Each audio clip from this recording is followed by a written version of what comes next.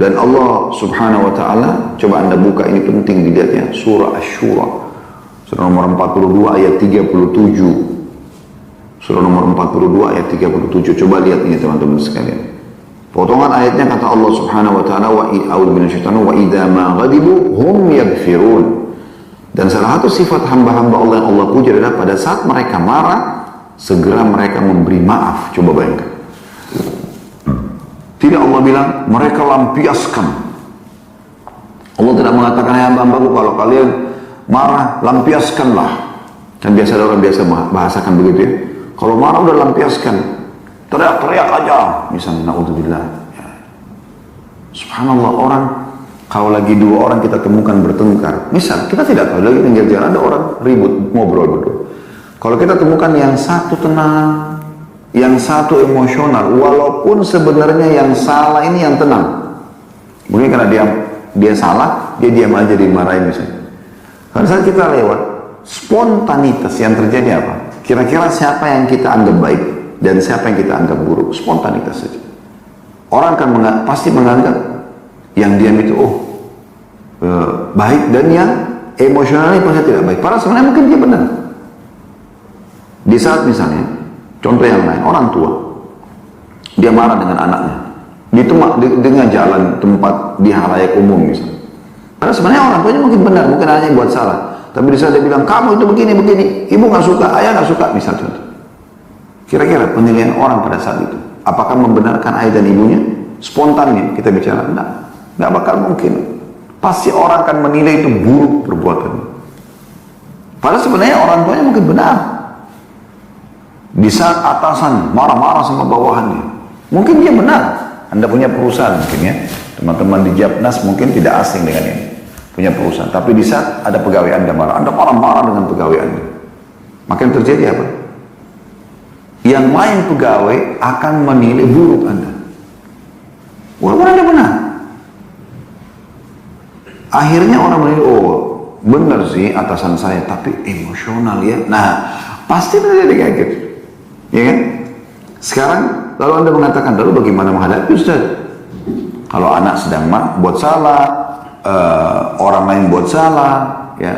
Dari tadi saya kasih contoh di pinggir jalan, misalnya ada orang utang tidak bayar lah atau apa, atau pegawai lagi buat salah, apa yang harus kami lakukan? Contohnya apa yang disebutkan dalam hadis Bukhari. Pada saat ada orang-orang Yahudi lewat di hadapan Nabi SAW, apa yang mereka bilang? Sengaja loh ya, di halayak umum, di jalan raya ini, Yahudi-Yahudi itu dengan suara keras mengatakan Assalamualaikum. Bukan Assalamualaikum ya. Assalam artinya keselamatan. Assam artinya kematian. Doakan Nabi keburukan. Dan mereka berharap, ya, mereka berpikir Nabi nggak dengar. Karena di jalan raya orang semua dengar. Aisyah radhiyallahu anha sedang ada di situ. Lalu kata Aisyah, Assam wal la'natu alaikum. Semoga kematian dan laknat untuk kalian. Aisyah marah. Bagaimana bisa orang Yahudi ini memancing atau mengucapkan doa buruk untuk Nabi SAW? Coba lihat, sekarang yang dituju oleh orang Yahudi siapa?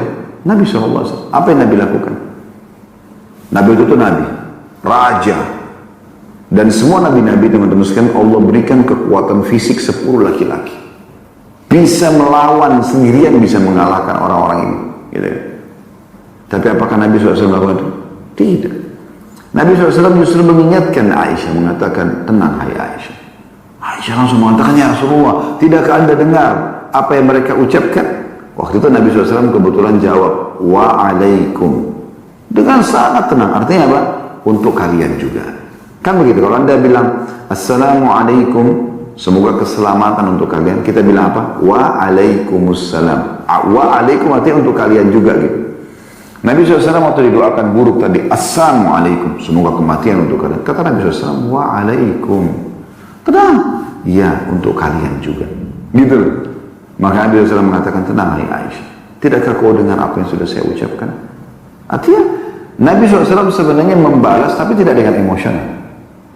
Dan ini sebenarnya, maaf tanda kutip saya bahasakan ini lebih menyakitkan bagi orang yang niat jahat dengan kita. Kalau dia ingin memancing emosi kita, tapi kita tidak terpancing emosi, Dia lebih sakit hati orang itu. Coba pikirkan. Jadi tidak perlu kita terbawa dengan arus emosional itu. Benar-benar buyar semua ide, buyar semua kebaikan-kebaikan yang ada pada diri kita. Lalu Nabi SAW mengatakan, ketahuilah doa kita kepada Allah untuk mereka sampai. Doa mereka kepada Allah untuk kita tidak sampai. Tidak akan berbahaya doa mereka itu. Tapi doa kita kepada mereka, kepada Allah untuk mereka itu berbahaya, bisa sampai. Dan Allah Subhanahu wa taala juga memuji orang-orang yang bisa mengontrol emosinya. Dalam surah Al-Imran surah nomor 3 ayat 134, Anda bisa buka juga ini. A'udzu billahi minasyaitonir rajim, potongan ayat ya. Wal qadhiminal ghaidha wal 'afina 'anil nas wallahu yuhibbul muhsinin. Dan orang-orang yang menahan amarahnya, kita langsung ambil saksi bahasannya ya. Ini ayatnya, potongan ayatnya awalnya ada gitu. Tapi kita langsung masuk ke potongan tentang masalah emosinya. Dan orang-orang yang bisa menahan amarahnya, kalimil ghaidh, artinya dalam pemahaman orang-orang Arab adalah orang yang menahan emosinya sementara dia punya kekuatan kebenaran untuk membalas. Itu kalimil ghaidh. Allah justru mengatakan kalim. Ghaidh itu emosi yang tidak terkontrol, emosi yang memiliki power, ya, kekuatan untuk membalas itu, ya, dan kesempatan. Namun dia tidak lakukan. Kalim, dia tahan. Ghaidh, emosi tadi itu ya. Allah puji. Kemudian Allah mengatakan wal 'afina 'anil nas, yang suka memaafkan orang. Allah yuhibbul muhsinin, Allah suka dengan orang-orang yang berbuat kebaikan. Oleh karena itu kita harus paham tentang masalah ini. Bagaimana Islam mengajarkan atau memberikan gambaran tentang emosi. Kalau gitu Ustaz, kita nggak boleh marah sama sekali. Ya, jawabannya ya. Kecuali tadi pada saat ya Allah Subhanahu wa ta'ala atau hak Allah Subhanahu wa ta'ala atau agama Allah atau Rasulullah SAW dihina, dilanggar. Itu baru kita marah. Kita marah karena Allah. Selain daripada itu tidak ada. Anak juga. Untuk apa kita emosional? Sekarang anak Anda naik pohon misalnya. Anda marah dengan dia. Kenapa kok naik pohon begini-begini? Bisa contoh. Maka anak itu kan makin takut. Dan bisa berefek lebih buruk. Kalau dia kena ketakutan akhirnya jatuh, tergelincir, gimana? Caranya lalu gimana? Nah, Masya Allah pintar benar kamu naik pohon. Pasti kamu pintar turun-turun ya. Misal, dia turun. Pada saat dia turun kita jelaskan. Nah, kalau jatuh dari atas sana, bisa patah tulangnya, bisa sakit kakinya, bisa sobek kulitnya kalau kena ya benda-benda tajam. Nah, itu berbahaya, jangan diulangi anak. Ini pasti akan lebih mudah diterima oleh si anak ya. Dan dia merasa dirangkul. Oh, ada orang tua saya. Kadang-kadang ada orang subhanallah lebih sayang dengan gelas baru, piring baru, sendok baru daripada anaknya. Subhanallah. Dia emosional, anaknya dipukul segala macam hanya karena benda ini. Bahkan pernah terjadi di Indonesia. Ada seorang ayah lagi cuci mobilnya, bersih udah segala macam. Anaknya keluar, habis main tanah belepotan, pegang mobilnya. Anak kecil, 3 tahun, 4 tahun. Dia karena marah, dia sempat pegang ada satu besi gitu ya. Mungkin salah satu kunci yang dipakai untuk membuka mor-mor yang ada di mobil atau apa ya. Tapi dalam kisahnya seperti itu, kemudian dipukul tangan anaknya sampai patah. Dan mulai emosi, dia tidak kontrol. Akhirnya dia nyesal sendiri padahal anak itu sudah tidak bisa menggerakkan tangannya, gitu. Sakit dan dibawa ke rumah sakit dan harus melalui proses medis. Nah ini tidak ada manfaatnya. Pada saat Anda kecewa dengan istri, kecewa dengan suami, Anda marah-marah. Manfaatnya apa kira-kira? Enggak mendatangkan manfaat gitu. Kita boleh menunjukkan ketiga sukaan kita. Apa kata Aisyah radhiyallahu anha? Ya Rasulullah, saya tahu Anda kalau tidak suka sesuatu dari raut wajah Anda. Atau beberapa sahabat mengatakan kami tahu kalau Nabi SAW tidak suka sesuatu terlihat dari raut wajah beliau sallallahu alaihi wasallam. Ya. Yang kita ralat dari perkataan Aisyah ya, tapi perkataan para sahabat yang mengatakan kami mengetahui kalau Nabi SAW tidak suka sesuatu bukan dengan marah beliau, tapi kami mengetahui dari raut wajah beliau yang berubah sedikit. Nah, seperti itu. Bayangkan pernah waktu kisah ifk, kisah fitnah Aisyah berzina dengan Safwan, itu kisah yang luar biasa dalam Al-Quran digambarkan dalam surah An-Nur. Waktu itu satu kota Madinah tersebar berita kalau Aisyah selingkuh, coba bayangkan. Naudzubillah. Ya. Kita tidak bisa bayangkan kalau ada informasi seperti ini tersebar satu Indonesia, pasangan kita selingkuh, coba bayangkan. Kan berat sekali gitu ya. Walaupun tidak dilakukan, orang sudah nyorotnya, sudah nggak benar gitu. Begitu terjadi. Tapi Nabi SAW menghadapi, saya setiap berulang kali membaca kisah Ifkit, rasanya mulai kasih air mata. Bagaimana akhlak Nabi SAW kepada istri dan tidak tergesa-gesa dalam mengambil sebuah tuduhan dari luar rumah masuk ke dalam rumah. Kalau anda di luar perusahaan juga masuk ke dalam perusahaan anda. Atau bahkan dari luar diri anda ke dalam diri anda sendiri. Buru-buru kena emosional. Nabi SAW tidak seperti itu.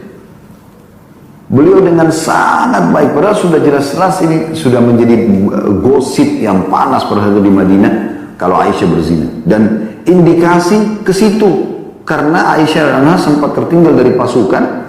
Kemudian ada Safwan radhiyallahu anhu, ada Safwan, ya, dia sama Aisyah, saya katakan tadi radhiyallahu anhu, ada Safwan yang ditugaskan oleh Nabi SAW untuk menyisir jalan dilewati oleh pasukan. Jadi Safwan ini bertugas setiap kali kalau pasukan sudah jalan, dia paling terakhir. Kalau pasukan sudah tidak nampak, dia jalan. Nanti kalau ada tertinggal kendi, perisai, ada barang-barang sahabat yang jatuh, dia yang mungut. Maka tidak ada Aisyah, dia dekatkan untanya, lalu Aisyah naik di atas, lalu kemudian mereka jalan. Tapi sepanjang jalan tidak ngomong apa-apa. Terjadi begitu.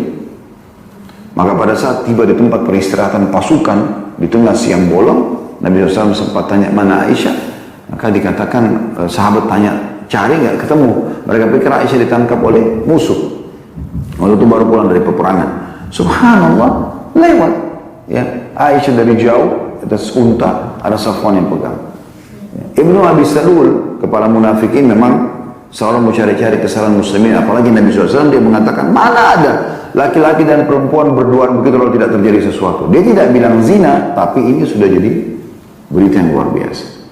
Nabi SAW tidak buru-buru ya menilai istrinya. Aisyah cuma mengatakan, aku heran melihat sikap Nabi SAW sedikit berubah.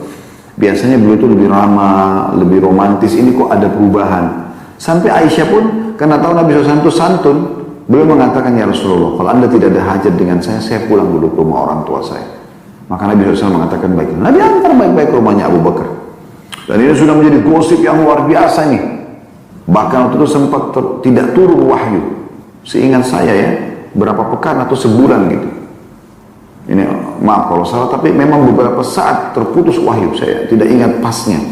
Tapi yang jelas beberapa pekan itu nggak turun wahyu. Ya. Jadi subhanallah pada saat itu Nabi SAW datang ke rumah Abu Bakar dan bicara baik-baik dengan istrinya sambil mengatakan, wahai Aisyah, kalau seandainya kau benar melakukan, taubatlah kepada Allah. Allah Maha Pengampun. Tapi kalau kau tidak lakukan, Allah akan tolong kamu. Masih bisa bicara begitu, coba bayangkan. Nah, kalau anda mendapatkan gosip tentang istri anda selingkuh, suami anda selingkuh, bagaimana kira-kira kalau anda tidak bisa kontrol emosi? Karena bisa saja kita salah.